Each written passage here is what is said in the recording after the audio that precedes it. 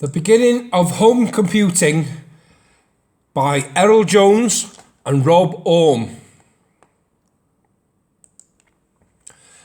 Our aims of this session is to give a brief timeline for computers, and the objectives are to let you have a greater knowledge of the BBC computers.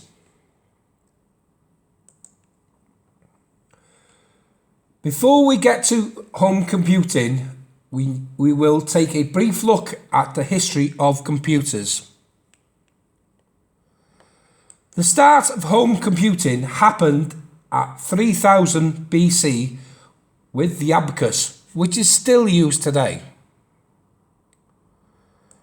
Way later came the slide rule in the 1620s. Mainly used by engineers up until the introduction of calculators. The first machine came in 1640s, the Pascal adding machine. Just before the turn of the century came the father of computer, namely Charles Babbage, and his version of the computer. In the next century, we saw the introduction of the punch card, and it took another 80 years for the next advancement by Hermann's tabulating machine. During the war, inventions take a huge leap forward as there is a great demand or need to beat the other side.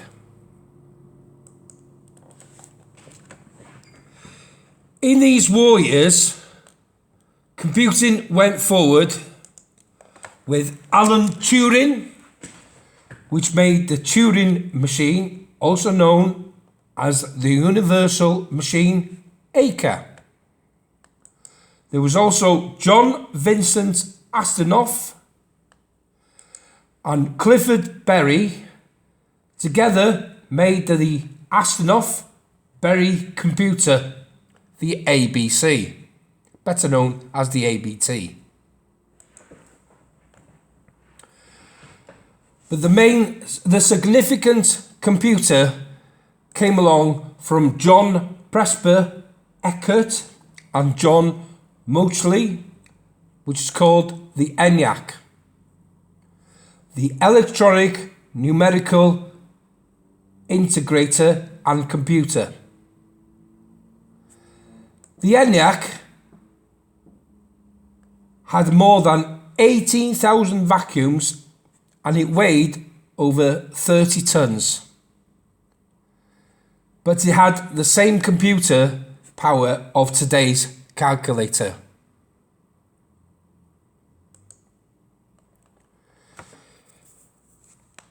In the next few years, we saw a number of small progression that propelled computers until we came to the very most important one of all, the BBC Micro. It was launched back in 1981 by Acorn of Cambridge and cost around £235, but it was going to be called the Proton. It was adopted by most schools, with an estimated 60% of primary schools and 85% of secondary schools adopting it to improve their literacy and numeracy. Unfortunately, the Acorn A had a problem with its circuit, which controlled the high-definition screen display. It was found to have a higher than acceptable failure rate, and the Mark II was born in the next year, called the imaginative Acorn B. The Acorn B cost around £400 and ran with BBC Basic. It became very popular. Originally, the BBC only specified that 12,000 units were to be made, but by the end it had sold over 1.5 million units, widely exceeding expectations.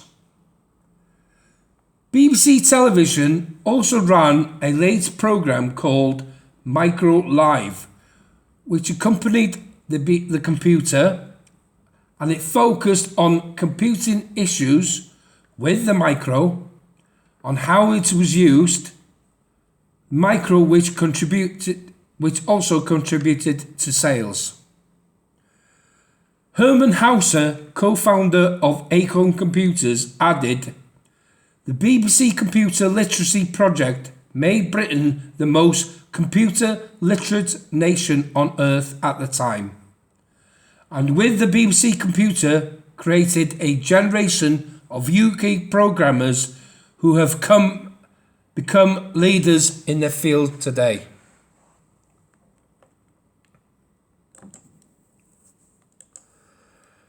The BBC Micro can be linked to many leading entrepreneurs as the first ever introduction to computing.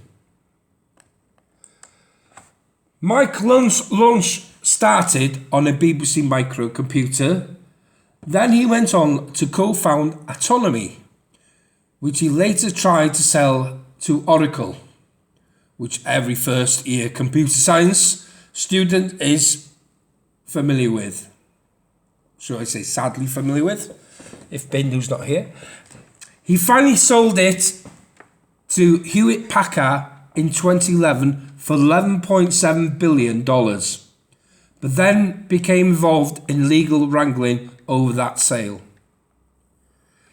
In 2017, Mike was the 25th richest man in Britain, according to the Sunday Times Rich List, with £469 million. The Sunday Times also said he is the nearest thing Britain has to Bill Gates.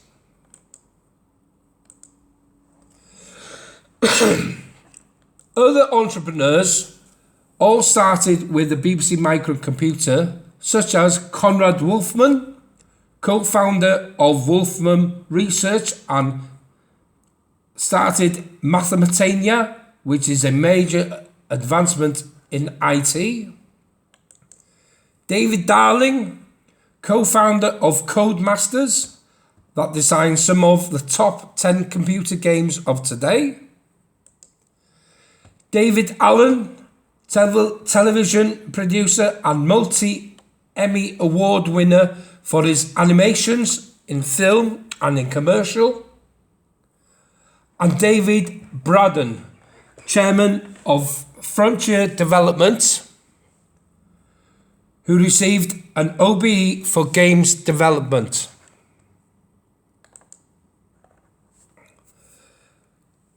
As we can see, the BBC Micro not only advanced the computer literacy and numeracy of Britain, it was also an innovator. The BBC Micro gave people access to computers, but it also gave them access to its inner workings. This was the first ever home computer which was mass produced, and it revolutionised the computing world of today. We first saw Space Invaders, Pac-Man, Defender, Tetris, Froggers, to name but a few, on the screens for the first time, and it encouraged computer programming. To conclude, the BBC Micro will have its place in history as it revolutionised home computing and brought us to where we are today. The BBC Micro lives on in one form or another in today's society, as its original founder Acorn teamed up with Apple and created ARM. They make better versions of the original chip used in the BBC Micro that powers today's mobile phones such as iPhone and Android devices.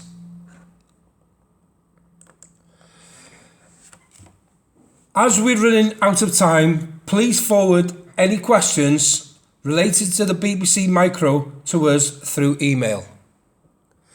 Thank you very much.